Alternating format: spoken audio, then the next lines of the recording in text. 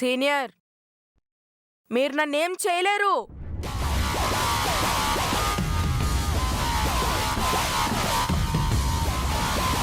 నేను లేకుండా అక్కడ ఫంక్షన్ జరగదు. నేను లేకుండా అమ్మ మీతో ఏం చెప్పదు. మీరు నన్నేం చేయలేరు.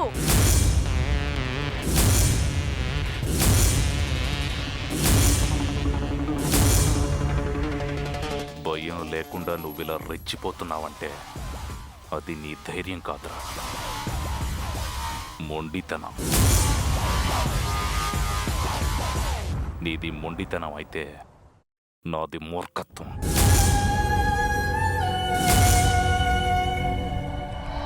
నాలాంటి మూర్ఖుడు ఏం చేస్తాడో ఇప్పుడు నీకే తెలుస్తుంది.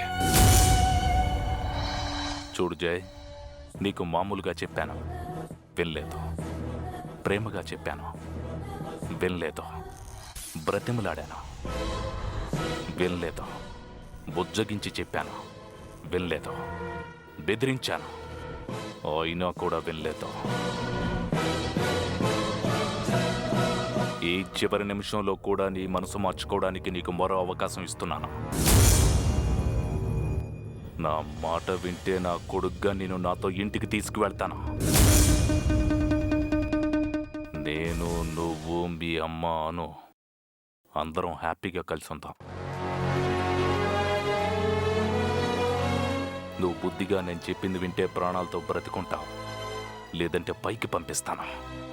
సీనియర్, మీలో ఇంకో రూపం ఉందని మీరు నాకు చెప్పారు. మీలో ఉన్న రెండో రూపం ఇప్పుడు నేను చూస్తున్నాను. మీరు మారలేదని నాకు తెలుసు. ఇప్పుడు నేను అనుకున్నది నిజమైంది.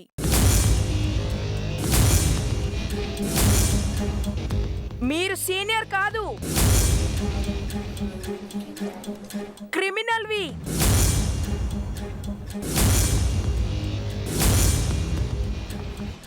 నువ్వు ఎంత పెద్ద శాడిస్ట్వో, ఎంత పెద్ద క్రిమినల్వో అమ్మ నాకు చాలాసార్లు చెప్పింది.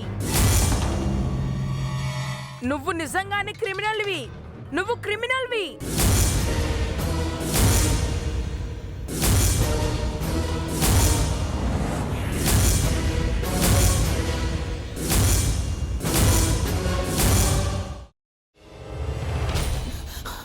నువ్వు ఇంకేమన్నా చెప్పాలా? ఇంకేమన్నా అబద్ధం చెప్పాలనుకుంటే చెప్పేయి. నేను చూడాలనుకుంటున్నాను నన్ను మోసం చేయడానికి నువ్వు ఎంత నీచానికి దిగజారగలవు అని. ఎందుకు ఆలియా, ఎందుకు నువ్వు ఇలా చేసావు? నీకు తెలుసు కదా, నానమ్మ తర్వాత నీ ఒక్కదానిని కదా నేను పూర్తిగా నమ్మేది. ఏమన్నావు నువ్వు? ఈ మధ్య అన్నిటినీ మర్చిపోతున్నావా? అది చాలు. వాటిలో ఉన్న శక్తి విషయాన్ని గ్రహించి మనకు వివరిస్తాయి.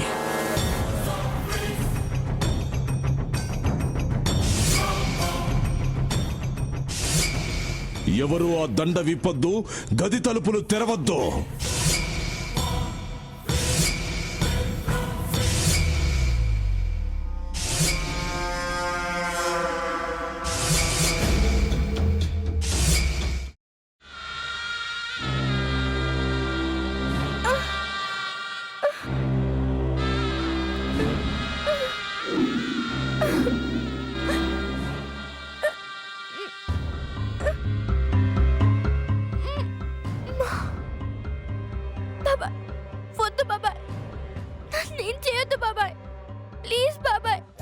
నీకు నిజం తెలిసినప్పుడే నా ఆలోచనలో నువ్వు చచ్చిపోయావు.